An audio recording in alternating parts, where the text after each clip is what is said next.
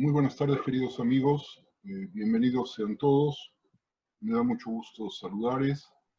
Dije saludarles es como hablan ahora en Buenos Aires. Ni saludarlas, ni saludarlos, sino saludarles, así que discúlpenme por el furcio, es decir, por el error.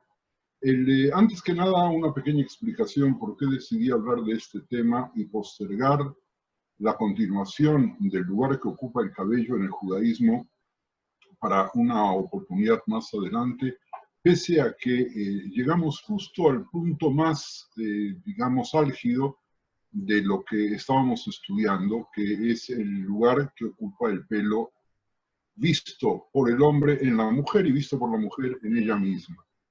Y les digo por qué decidí de pronto hacer esta pequeña interrupción, simple y exclusivamente porque el tema de la pandemia nos tiene permanentemente ocupados por una cantidad de razones, desde laborales, a los estudiantes, obviamente con sus preocupaciones por los exámenes en los países del hemisferio norte, porque están terminando el año, en el hemisferio sur porque todavía no lo pueden iniciar, y porque se han dado una enorme cantidad de comentarios que bajo una vestidura judía presentan ideas que no necesariamente forman parte de nuestro acervo.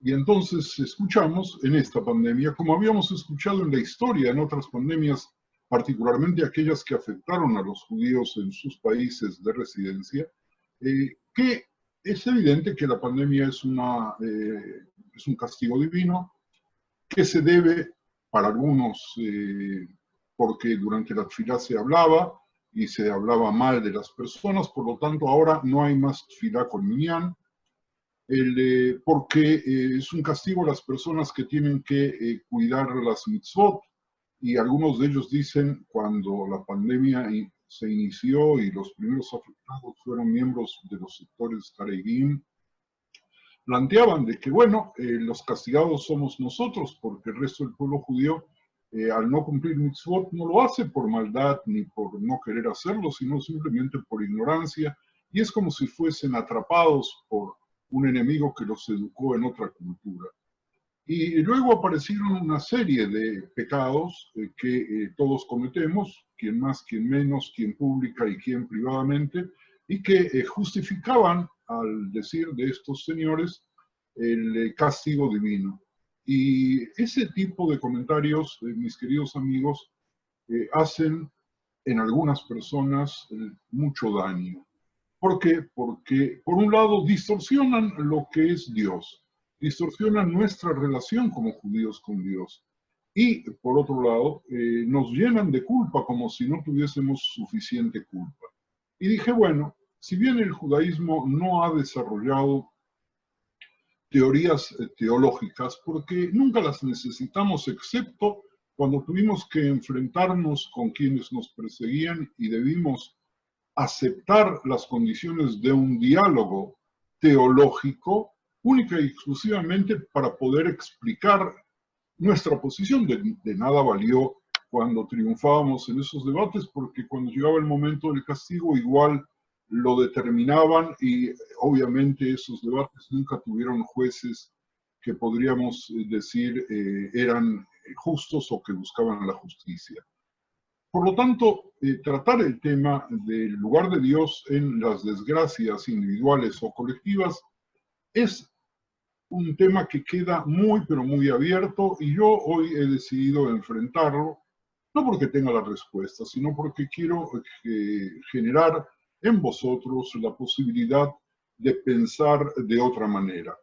Y me he guiado en las teorías que estableció el rabino Dr. Berkovich en otro tema, que es un tema muy cercano también a nosotros, que tratando de contestar dónde estuvo Dios en la Shoah. Y Berkovich trae un aporte maravilloso, por lo menos a mi gusto, muy precioso, que amerita ser compartido con todos vosotros, y sobre eso voy a tratar de hablar hoy, y si nos da tiempo, tratar de comprender un poco la dinámica de las pestes, de las epidemias, de las plagas, de las pandemias y tratar de contestar de qué manera eso influye en nosotros como pueblo.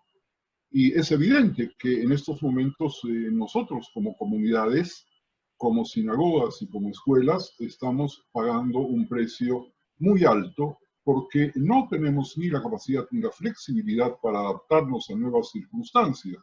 Y entonces escuchamos también teorías de las más diversas sobre cómo hacer para rezar con minyan o sin minyan.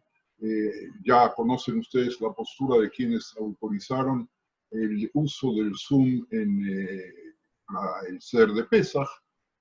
Y recién, apenas este fin de semana, leía en la prensa argentina que el gobierno había autorizado hasta 5 personas en las sinagogas, y entonces algunas sinagogas del rito reformista decidieron aprovechar para transmitir en Zoom filot compartidas con los hogares de las personas que quisieran seguirlos desde la sinagoga, transgrediendo para la ortodoxia uno de los principios que tienen que ver con el uso de los aparatos eléctricos en Shabbat. Es decir, que estamos en estos momentos en una época en la cual no tenemos respuestas tampoco para eso. Un rabino muy importante me comentaba a mí de que deberíamos aprender de los evangélicos que transmiten sus servicios religiosos por televisión desde estadios a los cuales asisten miles de personas, y que esos son momentos de gran elevación espiritual y no hay ninguna razón por la cual nosotros no hagamos lo mismo.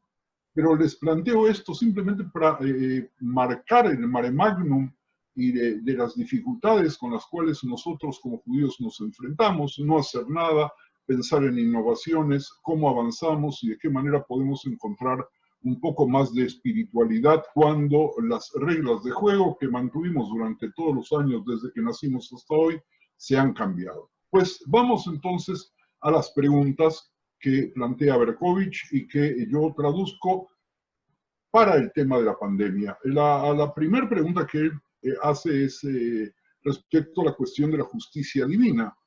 Y dice que hay 4 supuestos que nosotros tenemos que tomar en cuenta. El primero es que Dios es bueno.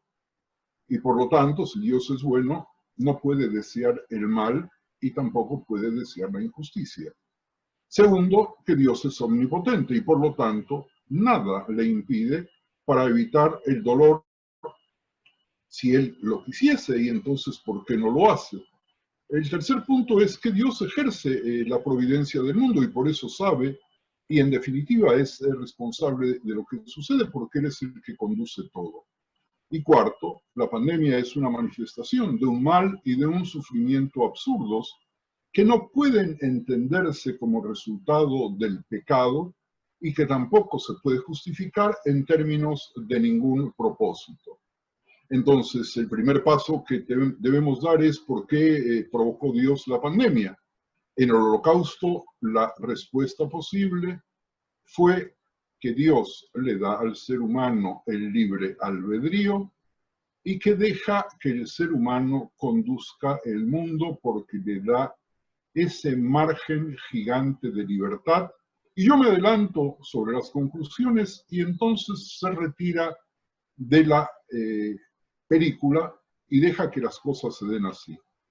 En el caso de la pandemia, si aplicáramos este mismo pensamiento, diríamos así como Dios, por definición, hace al hombre libre de tomar las decisiones que quiera, obviamente incluso contra su voluntad. En la pandemia estamos hablando de un desastre natural que algunos obviamente también adjudican al hombre, y es un nuevo modelo de religiosidad que tiene que ver con la ecología, con el calentamiento del globo, con el consumo de ciertos alimentos, etc. Retornemos por un instante y pensemos que el judaísmo no es fatalista y por lo tanto no podemos decir desde nuestro punto de vista que todo está determinado por Dios, porque si lo dijéramos, vuelvo a plantear el mismo concepto, desmentimos la libertad del hombre como ser humano. Y entonces viene la pregunta, ¿por qué Dios no intervino para evitar la pandemia? Y esta formulación resulta problemática, Si Dios condujera la naturaleza en todo, no habría ninguna posibilidad de elección para hacer el mal, ni tampoco la capacidad para hacer el mal, y tampoco la capacidad del bien, y tampoco el deseo de hacer el bien. Por lo tanto, el libre albedrío requiere que Dios se abstenga de intervenir también en la naturaleza, porque si lo hiciese de esa manera, influiría sobre la actitud del ser humano. Y entonces la pregunta siguiente que nos debemos hacer es ¿por qué Dios no impidió la manifestación de tan extremo mal y de tan extremo sufrimiento, esta vez de toda la humanidad? Después de todo, nuestro Dios encarna la justicia. Nosotros lo leemos en Teilim, lo recitamos muchas veces en Teilim 145, 17, que dice que justo es Dios en todos sus caminos y es misericordioso en todas sus obras. Y entonces nosotros tenemos que preguntarnos, aun cuando Dios nos quiere dar a nosotros el libre albedrío, ¿la justicia puede ser pisoteada por completo? Pareciese que no. Por lo tanto, vamos a seguir avanzando un poquito más y desarrollando estas ideas que en un principio, por lo menos en su enumeración, pueden resultar difíciles para ser oídas por vosotros, mis queridos amigos, porque este tipo de debates normalmente nosotros, repito, por no establecer ni estudiar ni desarrollar una teología judía, por lo general no nos hacemos. Entonces, viene el tema de cuál es el lugar de la divina providencia y la justicia divina. Y entonces, la primera posibilidad, la más fácil de todas, es la negación de la divina providencia. Si Dios no intervino en Auschwitz, entonces no interviene en absoluto. Aparentemente no interviene en absoluto porque carece de toda capacidad para hacerlo. En resumen, si nosotros usamos este argumento y negamos la divina providencia, entonces está todo resuelto. Y quienes piensan así, pues no pierdan el tiempo para escuchar el desarrollo de otras posibilidades, porque el tema estaría absolutamente resuelto. Por otro lado, Dios no está simplemente oculto a la vista, ni está al acecho en las profundidades de nuestro inconsciente o en los límites de nuestro espacio infinito, ni aparecerá en el próximo giro de vuelta de la rueda histórica. Este es un tema muy interesante. Dios no está a nuestra vista, está oculto, o sí está oculto o no está oculto, está al acecho en las profundidades de nuestro inconsciente, o en general no tiene ninguna importancia, está dentro de los límites de nuestro espacio infinito cuando Él es infinito y no puede tener límites, aparecerá en algún momento en el próximo giro de la rueda histórica. Son preguntas que nosotros trataremos de dilucidar en unos momentos. Fíjense, mis queridos amigos, ¿qué sucede en el cristianismo? El cristianismo está totalmente comprometido con la plena epifanía de la fe en el momento concreto y aceptó y acepta la muerte de Dios como un evento final e irrevocable. Y el dogma cristiano del descenso de Dios en la carne representa la muerte de Dios como un evento histórico. En ese momento, el Dios trascendental se derrumbó en la humanidad inmanente. Así Dios pereció. El cristianismo no tiene, por lo tanto, ninguna posibilidad de desarrollar el concepto de un Dios oculto, porque el Dios, según lo ven los cristianos, se reveló en el momento en el cual descendió sobre la tierra y se hizo carne.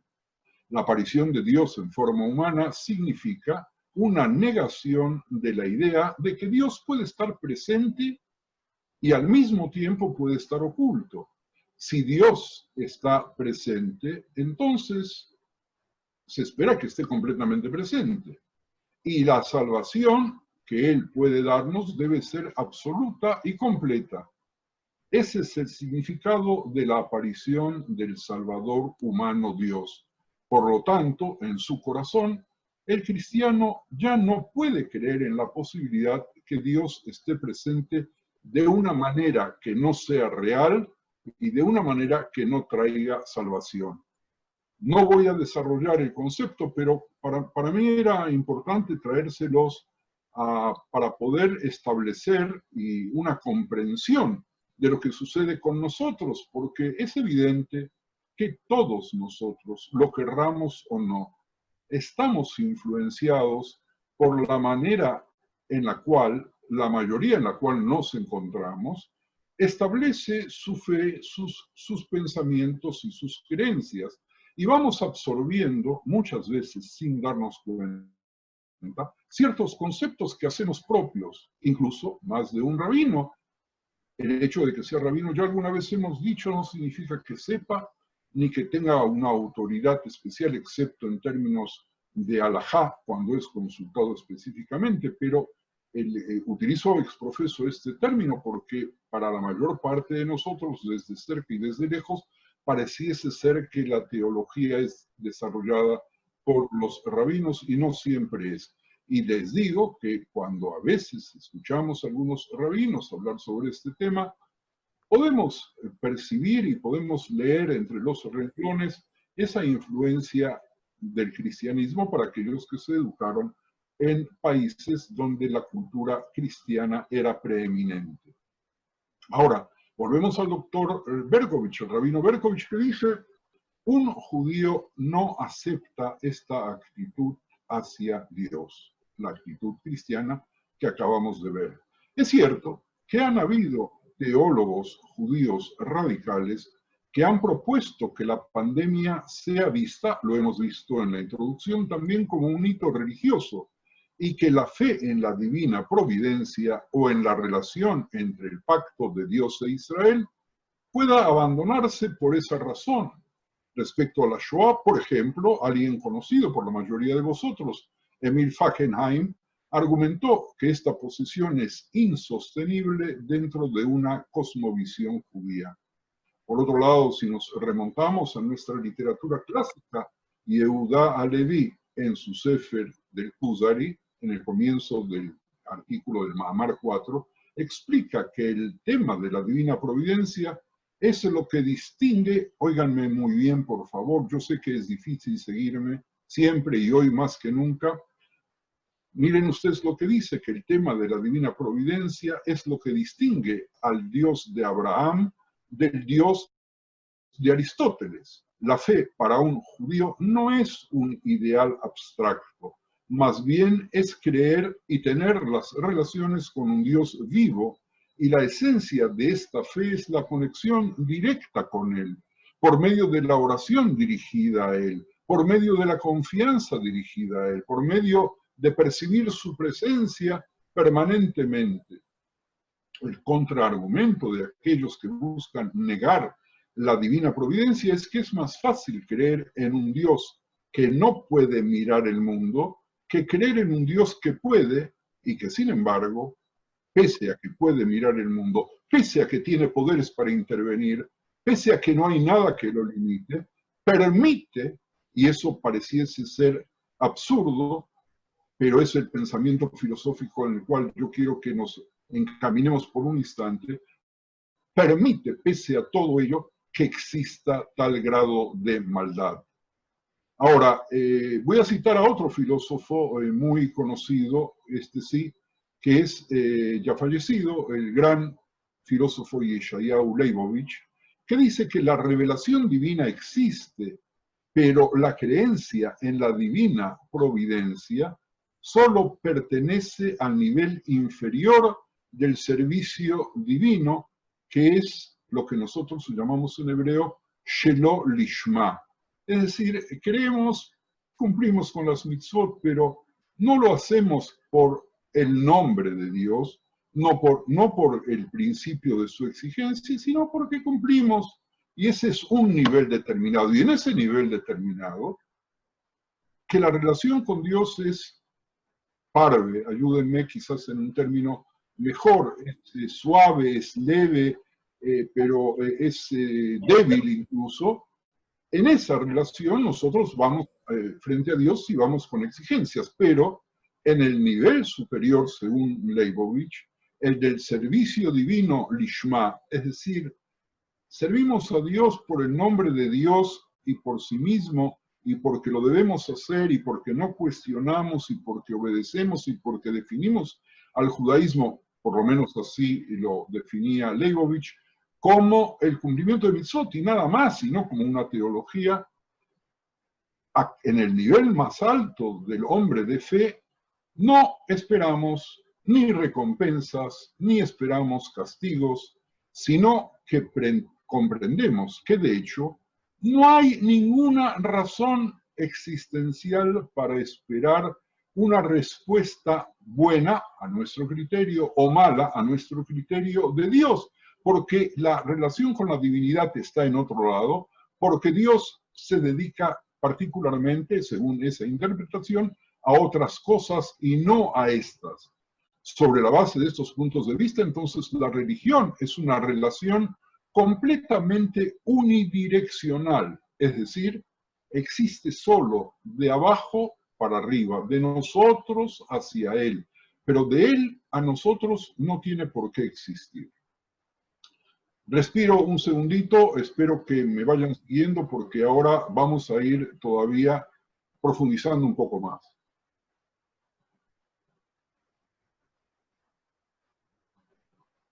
La segunda respuesta a la pregunta planteada anteriormente acepta todas las suposiciones que enumeramos, pero afirma que Dios, a pesar de, o quizás debido a, su bondad absoluta, repito, Dios, a pesar de, o quizás a, su bondad absoluta, deseaba el sufrimiento que provocan las pandemias. ¿Qué es esto? ¿Cómo puede ser que un Dios que es todo bondad deseara sufrimiento? Como argumenta el rabino Berkovich, incluso la muerte o el sufrimiento de un solo hijo en el sentido figurado de hijo de Dios, no deberían ser posibles si Dios solo busca la bondad. ¡Wow! Aquí tenemos algo muy grave para el pensamiento y para la fe de nosotros los hombres de fe, pero que tenemos un conocimiento limitado y yo diría Beinoní, apenas mediano. Algunos de los pensadores Haredim concluyen que a pesar de la bondad de Dios, decretó el sufrimiento del holocausto y de la pandemia por sus atributos de justicia como un castigo. Para ellos aquí no hay ningún problema. Dios está presente, nosotros nos comportamos mal, tenemos culpa por lo que está sucediendo, porque Dios, al ver cómo nosotros nos comportamos en forma inmediata, manda un castigo. Obviamente, el atributo divino de la justicia finalmente sirve al bien divino, pero en la realidad humana temporal se experimenta como una ira divina y como sufrimiento. Es decir, que aquí tenemos dos maneras de ver las cosas.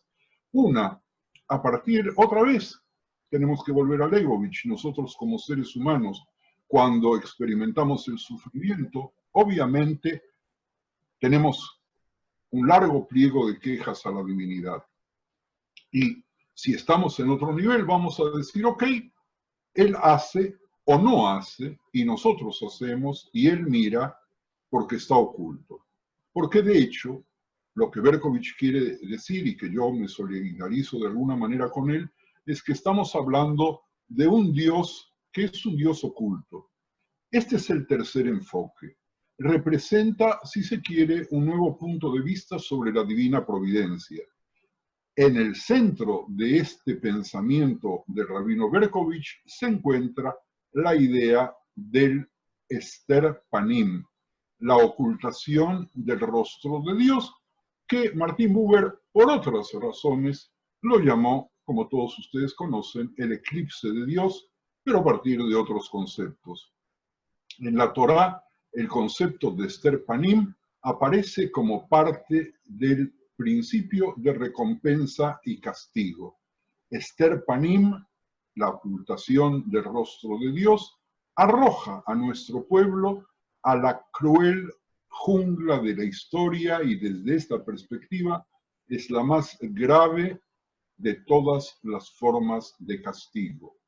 Él se oculta y nos permite a nosotros estar frente a los asesinos más graves, frente a la jungla, a lo que él llamó la jungla de la historia. Y ese es un castigo terrible porque nos sentimos de pronto abandonados y tenemos que salir a defendernos o hacer algo con nuestras propias armas.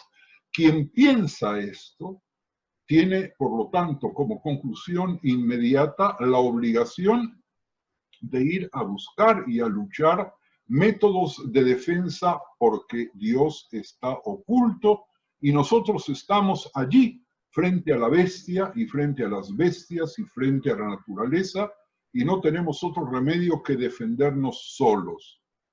¿Y qué dice la Torá? ¿Qué dicen los profetas? Mi ira, en nombre de Dios, arderá contra ellos ese día y los dejaré y esconderé mi rostro en ellos, de ellos, y serán consumidos, y muchos males y problemas les sobrevendrán, y dirán, ese día no es porque Dios no está en medio de nosotros que nos han sobrevenido estos problemas. Y voy a leer, si me permiten, por favor, el texto.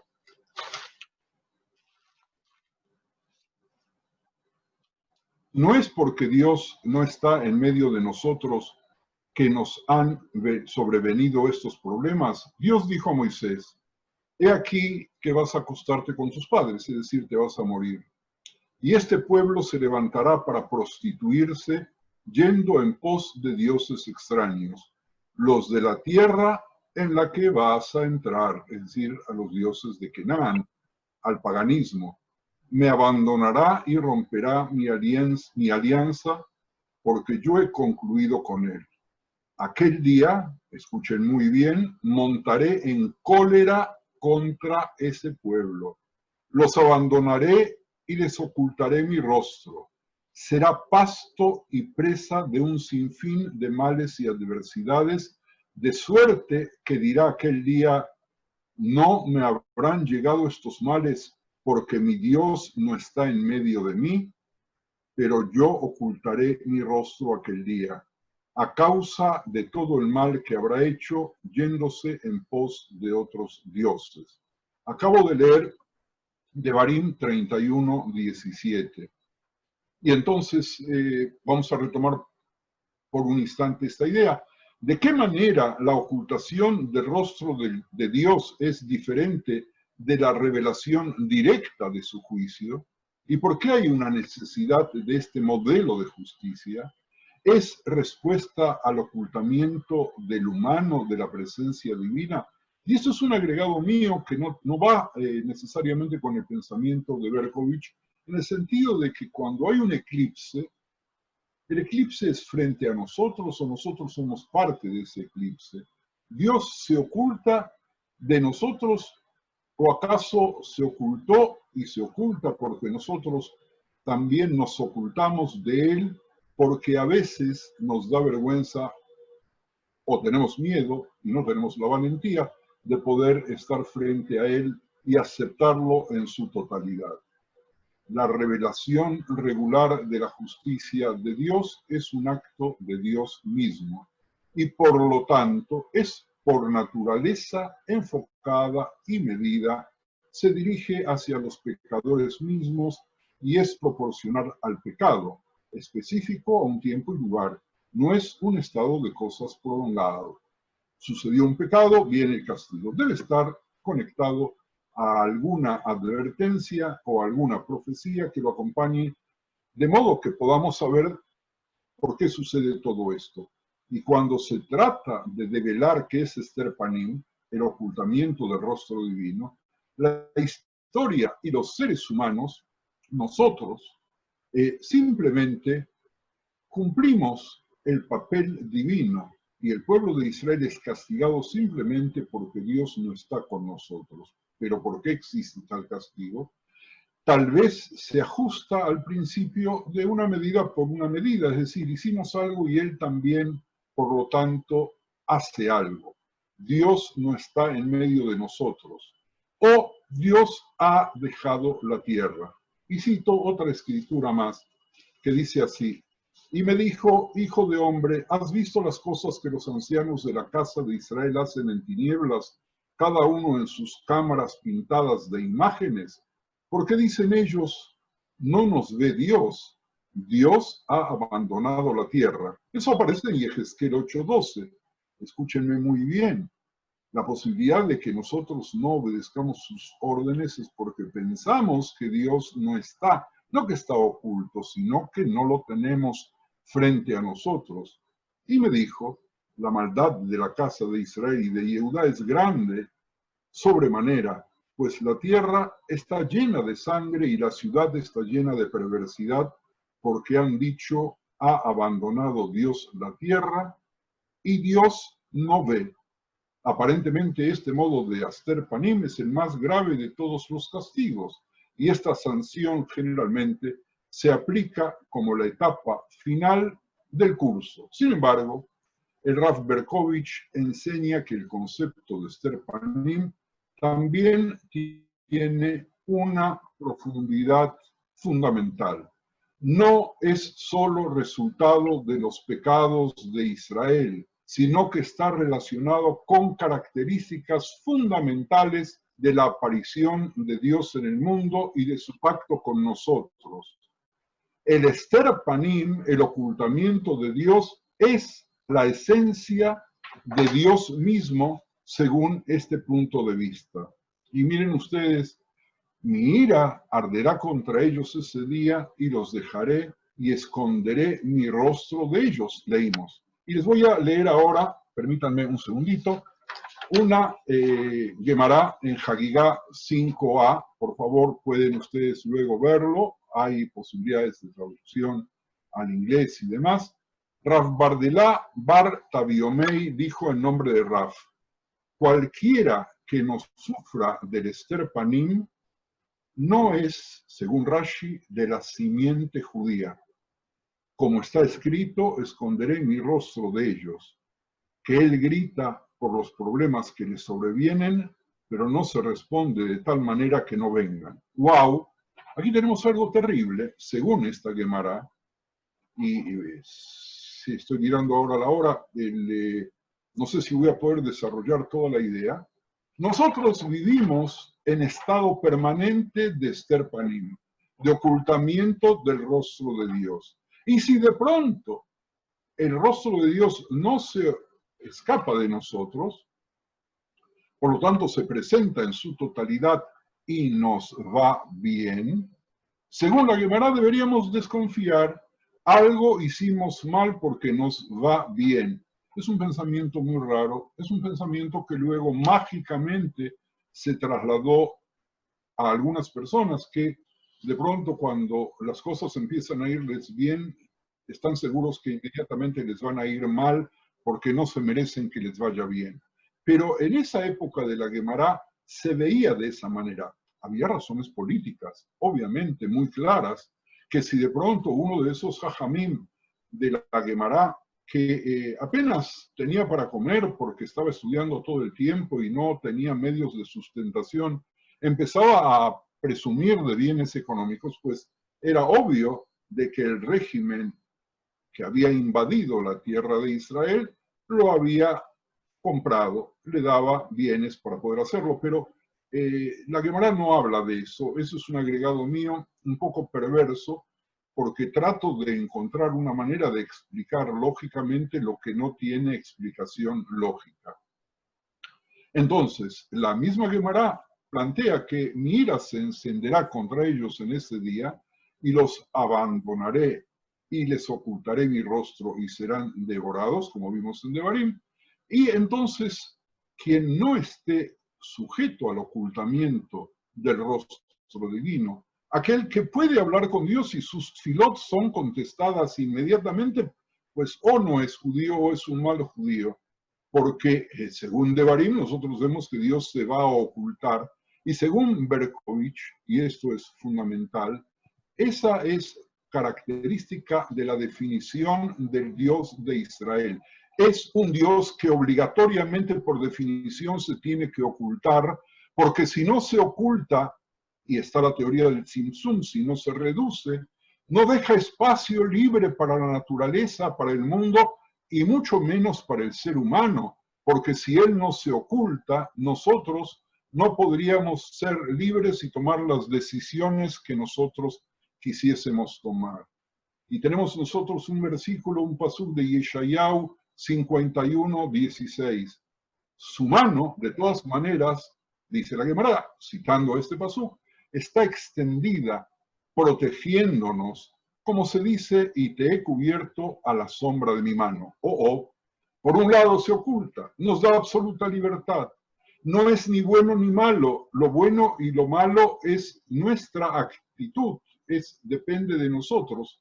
Pero ahí lejos, en su ocultamiento, con todo y todo, según el profeta Yeshayahu, hay una sombra de la mano oculta de Dios que en algún momento y en alguna ocasión va a salir del ostracismo y de su ocultamiento y va a demostrarnos a nosotros que es el Dios de la historia en una demostración fehaciente de su existencia, cuando nosotros, como pueblo pequeño, débil, y esa es una de las razones de su elección de nosotros, pese a nuestra debilidad, pese a las persecuciones, pese a vivir en la jungla, pese a estar sufriendo de pandemias y cuando no las sufríamos en nuestra salud, nuestros enemigos nos echaban la culpa. Miren ustedes lo que está sucediendo en estos días en las manifestaciones en Estados Unidos, en las manifestaciones en París, en Madrid, en Londres, que sale la gente a la calle aparentemente por un problema racial y terminan las manifestaciones vociferando contra los judíos como si fuéramos los causantes de todo. Y entonces ese Dios, el Dios de la historia, nos elige a nosotros por los más débiles. Muchas veces he dado esta explicación y la gente me miraba diciendo, no es posible, nosotros somos el pueblo elegido porque somos mejores. Y yo siempre he dicho, no, nosotros fuimos elegidos porque somos los más débiles, porque somos los más débiles de carácter, porque somos numéricamente inferiores, porque no tenemos capacidades, porque estamos limitados. Y entonces Él nos permite, pese a todo, pese a las destrucciones, pese a las matanzas, seguir siendo pueblo mientras los otros pueblos ya no están más. Este pensamiento es sorprendente. Yo puedo entenderos que es incluso aterrador para muchos de vosotros. Si Esther Panim, el ocultamiento, no es más que un menor particular de la justicia divina que se está manifestando, entonces no hay razón para hacerlo un signo de identidad judía.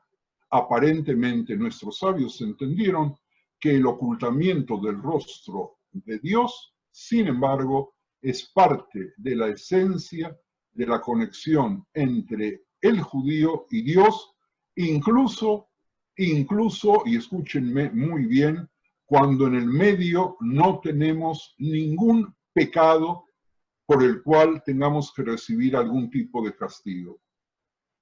En unos minutos voy a hacer una detención para que podamos permitir respirar y aclarar algunas cosas que ustedes necesiten. En el centro del punto de vista de Rav Berkovich hay un versículo paradójico, que es el de Yeshayahu 45:15, que dice así: verdaderamente tú eres Dios que te encubres, que te ocultas. Y en el mismo versículo, en la misma respiración, en la misma entonación, escuchamos: Dios de Israel que salvas. La salvación, según Yeshayahu, que Dios nos va a dar, está involucrada exactamente en el ocultamiento, en el cubrimiento de Dios. Ahí está la salvación, en ese mismo encubrimiento, en ese ocultamiento que permite que nosotros estemos en la jungla, que hagan de nosotros lo que quieran y que nosotros nos sintamos impotentes de poder hacer absolutamente nada cuando es necesario que tomemos al toro por las astas y empecemos a actuar para salir en nuestra propia defensa, porque eso es lo que espera del Dios oculto para que pueda salvarnos. Miren ustedes, ¿cómo es posible decir que Dios oculto es el Salvador si toda la esencia del ocultamiento es que el pueblo de Israel está a merced de la historia y las naciones y lo que menos percibe es la salvación? ¿Y por qué es esta característica, el hecho que Dios está oculto por un lado y sea el Salvador por el otro, lo que le otorga al Dios de Israel el título de Dios de Israel? Bueno, vamos a detenernos un instante aquí para dar lugar, si es que lo deseáis, a hacer comentarios o preguntas antes de continuar. Sí. El que quiera hablar, si puede o levantar la mano o hacer una señal. Y lo que sí les voy a pedir es que más que comentarios, aprovechemos para hacer preguntas y aclaraciones y que seamos breves porque somos muchos y si cada uno va a agarrar el micrófono no nos va a dar el tiempo, ¿ok? Aparte de Bruria, ¿alguien más? Así vamos a Lisa. Ok, entonces vamos con Bruria y con Alisa, y si alguien más quiere la palabra, me puede también escribir por el chat para que sea más fácil. Sí, Bruria. Buenas tardes. A ver, lo que entiendo como ocultamiento de Dios, si Dios está presente de todos nuestros actos y nos puede juzgar por ello, más que un ocultamiento, es que nosotros mismos no lo vemos. Y nuestro libre albedrío realmente es el culpable de todo lo que sucede a nuestro alrededor, más que un castigo divino. Lo entiendo yo. Digo yo que es una buena manera de comprenderlo. Nosotros estamos libres de descifrarlo como podamos. No contradice tu comprensión a lo que Berkovich explica y lo que yo trato de transmitirles. O sea, realmente somos nosotros los responsables. Yo no creo que Dios nos esté castigando ni por el holocausto. Al contrario, mira, Bruria, esto es muy importante. Dado que somos libres, tenemos que asumir la responsabilidad porque no hay responsabilidad sin libertad y no hay libertad sin responsabilidad. Y ese es el chiste de la creación. Dios, por lo tanto, nos da a nosotros la libertad para que asumamos la responsabilidad. Exacto. ¿Quién sigue? Lisa.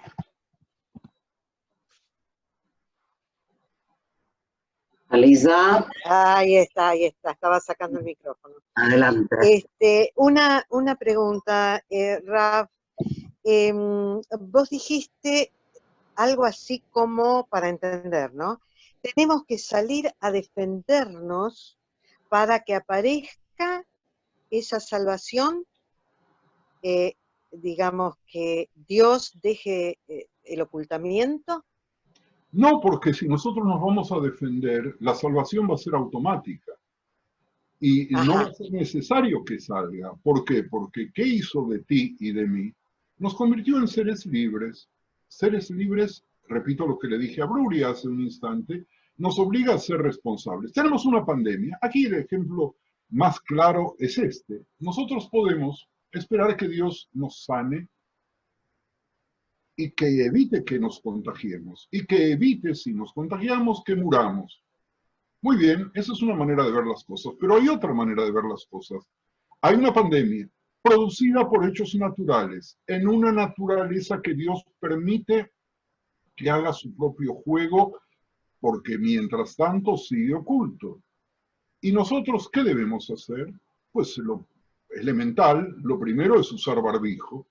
No en ese orden, es lavarnos las manos, es dotar a los hospitales de los mejores medios, es tratar que los laboratorios encuentren una medicina y o que encuentren una vacuna, es obedecer las normas de las autoridades de la salubridad, y si hacemos eso, y desde Israel eso lo podemos ver con total claridad, hace apenas 2 semanas yo estaba convencido de que la pandemia había desaparecido. No había más que 2 o 3 casos de contagio diarios y la cantidad de personas que fallecieron era en esa época, ¿verdad? En esas semanas mínima. Es decir, que había habido claramente una señal de que la pandemia llegaba a su final. ¿Qué hizo el gobierno? No lo juzgo, me parece muy correcto. Abrió las escuelas, me parece fantástico. Y hoy día los índices de contagio son 1000 veces es una exageración mía, pero creo que hoy hemos sobrepasado los 150 contagios, o ayer 100 y algo también, frente a 4 o 5 que teníamos hace 2 semanas atrás. Es decir, que si nosotros hubiéramos asumido otro tipo de responsabilidad, entonces no hubiéramos necesitado de la intervención de Dios, de esa mano de la cual hablaba el profeta, que está ahí y que desde lejos, desde muy lejos, de alguna forma nos trata de proteger. La pregunta es si nos trata de proteger como individuos o nos trata de proteger como pueblo para garantizarnos que suceda lo que suceda, si nosotros asumimos nuestra responsabilidad, Él descubrirá su rostro, descubrirá la máscara que tiene sobre su rostro y se presentará en todo su esplendor a lo largo de la historia, contestando la pregunta que todos nosotros nos hacemos y que se hacen los otros pueblos.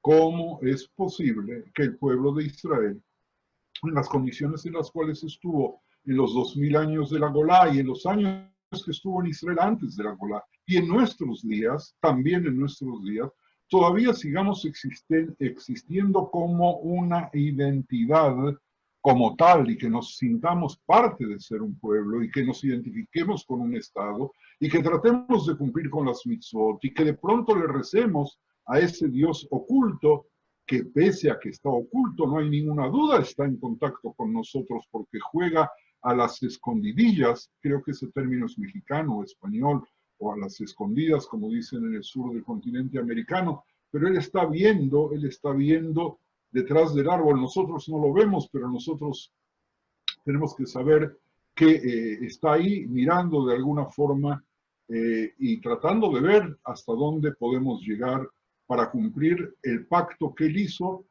cuando no tenía ninguna necesidad de crear al hombre, más que para poder darnos a nosotros la libertad casi divina de poder tomar todas las decisiones y de crear nuestro propio destino, mientras Él está allí oculto, porque si sale de ahí, nosotros obligatoriamente perdemos la libertad, porque Él decidiría por nosotros.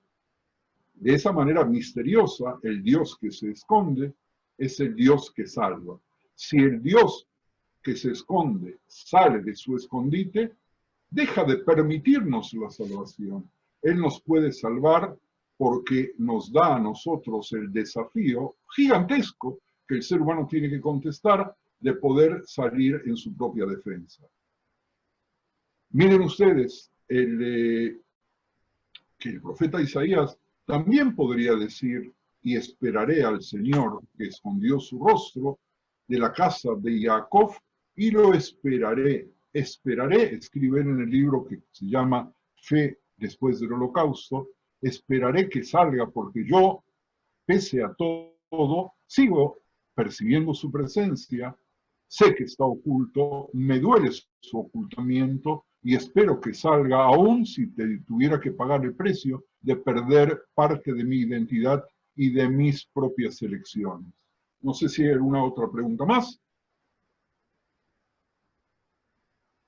Vamos a dar chance, porque son conceptos profundos y complejos. Javerín, si alguien quiere preguntar o comentar. ¿Puedo decir algo? Fruma quería decir algo, ¿y qué más? Shmuel. Shmuel, ok. Entonces Fruma primero, después Shmuel, después yo. Vamos, Fruma. Pero tienes que reactivar tu micrófono, ahora sí. Lo escribí. Mi pregunta es, ¿qué quiere decir con que no tiene que existir la relación de Dios hacia nosotros? No te oigo, Fruma, por favor, sube la voz y acércate al micrófono. Déjame subir el volumen. A ver, ¿ya me escuchas? A ver, habla. ¿Qué quieres decir con la relación? A ver, déjame, porque ya la apunté aquí. De hecho, con que no tiene que existir la relación de Dios hacia nosotros.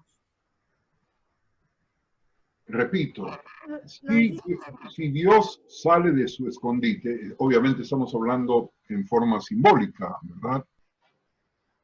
Entonces su presencia infinita es tal que no nos quedaría a nosotros ningún espacio, pero absolutamente ningún espacio, al grado tal de que no tendría sentido nuestra vida si nuestra vida estuviese invadida, entre comillas, por la presencia divina, al grado tal que nosotros no podamos tomar ninguna decisión. Obviamente, nada nos pasaría, habría justicia divina, tal cual como nosotros la suponemos, que no sabemos tampoco cuál es. La pregunta es si nosotros como seres humanos y como judíos queremos vivir en esas condiciones o preferimos un Dios que se esconda, pagando un precio terrible, porque Él está, mientras tanto, ocultándose de nosotros, pero a cambio seguimos teniendo la libertad de quererlo, de amarlo, y también de negarlo, y también de odiarlo, porque es una manera de relacionarse con Él, odiarlo, excepto en las primeras características, cuando hablábamos de que, bueno, si no hay providencia divina, todo lo que estamos hablando ahora no tiene ningún sentido.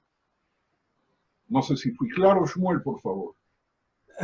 Yo quiero hacer un comentario que no va directo con el problema de si está oculto o no está oculto, sino en relación a lo que mencionaste, que ese es un problema de la naturaleza.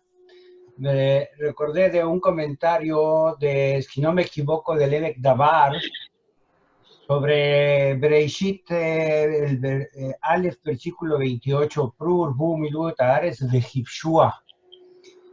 Fructifíquense, multiplíquense y llenen la tierra y conquístenla. Conquistarla, dice el Emek Davar, quiere decir estudiar la naturaleza y trabajarla para vuestro provecho cuando de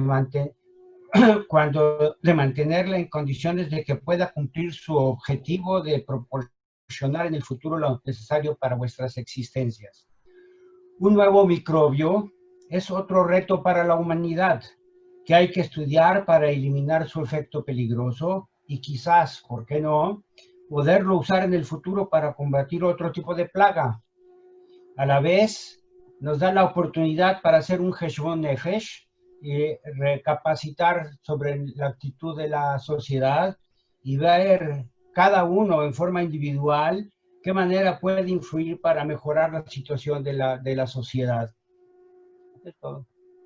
Maravilloso, Shmuel. Yo creo que llegó el momento en el cual me reemplaces, porque lo dices con tal claridad, con aparente simpleza, pero es la simpleza de la profundidad, que resumes con esa cita de alguna forma lo que yo intenté, transpirando como lo estoy haciendo, pese a que tengo el aire acondicionado al máximo, el desarrollo de toda esta hipótesis. Muy bien, Shmuel. Yo creo que Emek Davar, en tu cita de Bereshit, Ukavshua, es la orden de conquistarla. ¿Por qué la podemos conquistar? ¿Y por qué nos podemos reproducir? Porque aparece en el mismo versículo.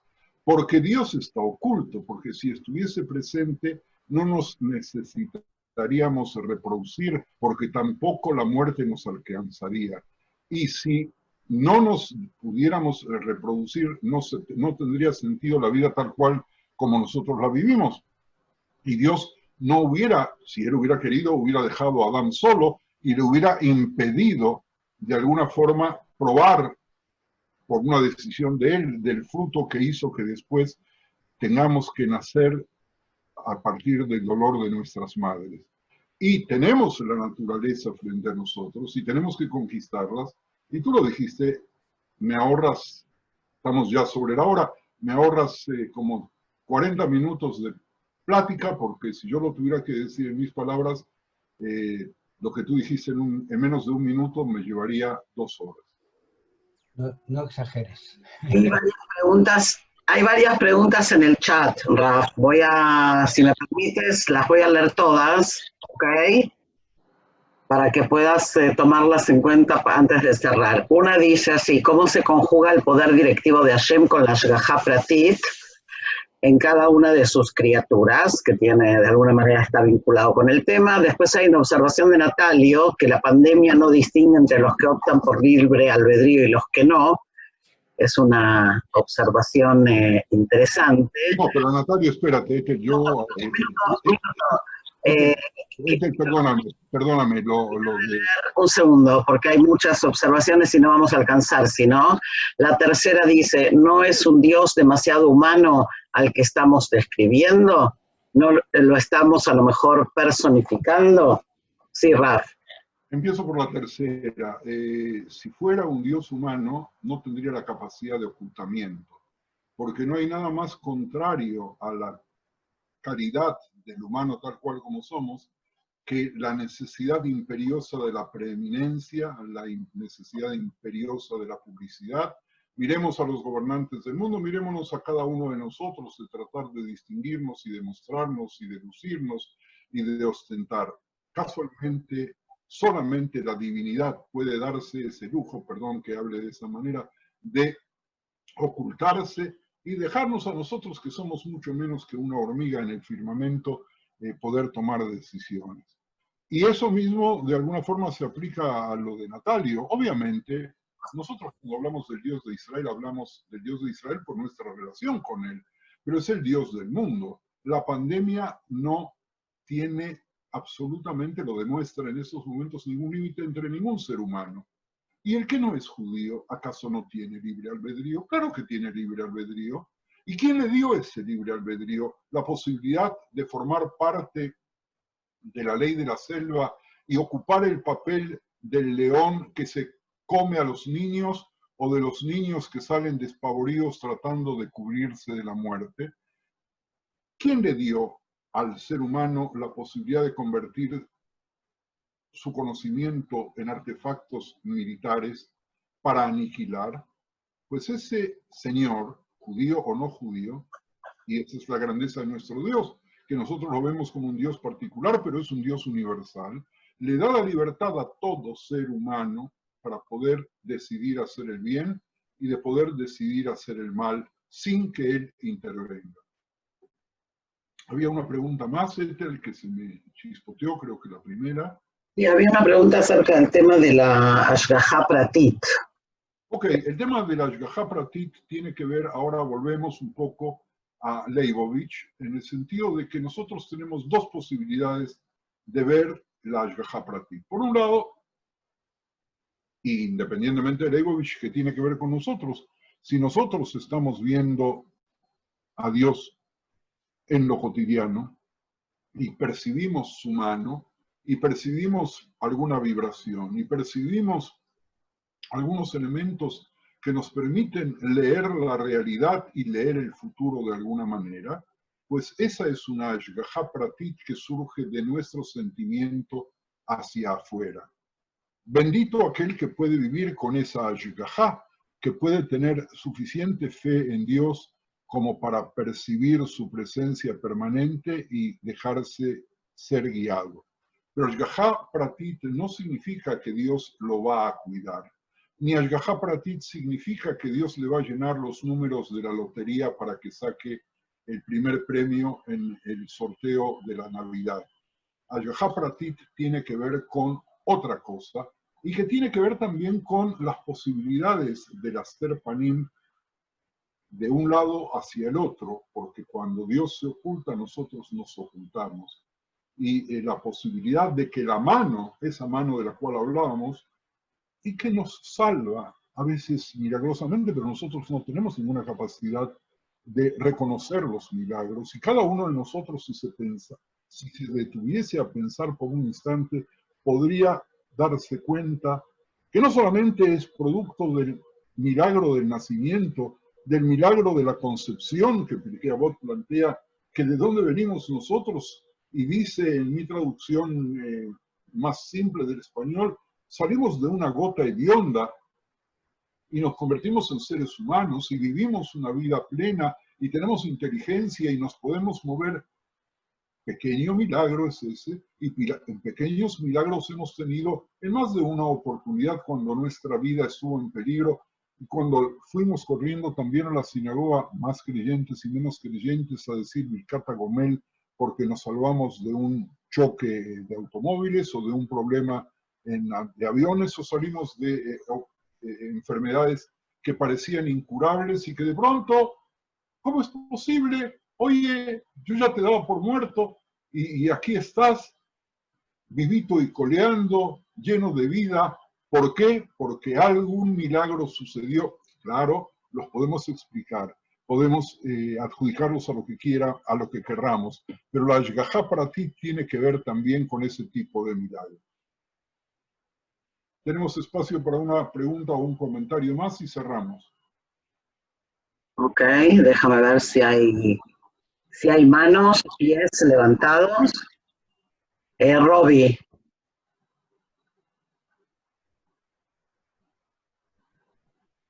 Tienes que abrir el micrófono, Robbie. Tienes el micrófono cerrado. Ahí está. ¿Se escucha? Hola, Robbie, te escucha. ¿Qué tal? Yo me quedo en toda esta charla con un problema. Y el problema es que no hablamos de la piedad, no hablamos de el Dios bueno, que también está en estos momentos. No hablamos de el Dios que salva a la gente, como dijiste vos en el último párrafo tuyo. Es como que estamos viendo medio vaso, ¿no? Y a mí me parece que ese medio vaso no alcanza para describir el comportamiento divino, sino todo el vaso. Es obvio que, Robbie, nosotros como seres humanos no podemos describir lo infinito. Es cierto, nosotros hacemos un antropomorfismo y por un lado decimos, queremos ser como dioses, es decir, lo que se llama en latín la imitatio Dei, y partimos de la base que eres piadoso, que eres tardo en la ira, que eres justo, que es benevolente, etcétera, etcétera, proyectando lo que nosotros pensamos debe ser Dios. Y la pregunta que nosotros tenemos que hacernos es si acaso el hecho de que esté oculto oculta también todas esas características que nosotros las adjudicamos, porque él no habla de sí mismo de esa forma. En todo caso, en las 13 cualidades es Moshe el que dice Adonai, Adonai, el Rahum, Behanun, Irejapaim, Beraf Gesed, Bemet, Notzer Gesed, Lalafim, es decir, Dios, Dios, largo en la ira, benevolente, etcétera, etcétera. Y es un tema que amerita ser tratado más profundamente. Y ahí, Leibovich, te diría, mi querido Robbie, mi querido doctor, que tanto bien haces a los pacientes, también a los beduinos que atiendes ahí en el sur de Israel, diría, si me permites, le he dado de mi bondad a los médicos, le he dado de mi bondad y de mi rahamim, que viene de la palabra regen, que viene de la palabra útero, de la maternidad, de la posibilidad de crear vida, de la cualidad de poder sanar, que ese Dios oculto le da a los médicos para que puedan salvar la vida y los convierte en sus socios de la creación. Yo creo que el tema lo tenemos que retomar, Robbie, es muy lindo, es muy importante y es obvio que nosotros tenemos dificultades de aceptar lo que Berkovich dijo en toda su totalidad, porque estamos acostumbrados a ver y aspiramos, por otro lado, queremos, deseamos, exigimos, ver un Dios más activo y nos resulta muy difícil hablar de un Dios que, por estar escondido, pareciese ser pasivo. Pero estar escondido es una acción positiva muy difícil de llevar a cabo, lo dije hace un instante, por un ser humano común. Voy a cerrar diciéndoles, como un primer resumen, lo siguiente. Javerim, al hombre se le confió la creación para que la gobernara, tal cual como dijo Shmuel hace unos minutos. Y se le encomendó la tarea de mantener un mundo bueno, digno, benevolente, generoso, casi, si queremos, milagroso. Sin embargo, No se puede aceptar la responsabilidad sin libertad, lo que le dije a Lisa hace un ratito. Una persona que no es libre de actuar no puede ser responsable de sus acciones. La libertad otorgada al hombre es, por lo tanto, el sentido más fundamental de su creación y es el sentido más fundamental de la creación del mundo.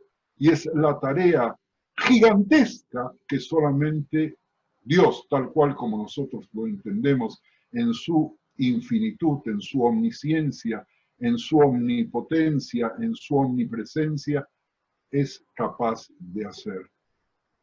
Les agradezco de todo corazón y les pido disculpas si no han podido seguirme, porque este es un tema muy difícil, y confieso que me resulta difícil también transmitirlo, pese a que lo tengo muy elaborado y que antes incluso de Lea Berkovich coincidía con alguno de esos puntos de vista, como lo pueden atestiguar más de un oyente cuando me preguntaba y yo contestaba por qué somos el pueblo elegido y me miraban, Barilka está loco porque él dice que nos eligió Dios por ser los más débiles.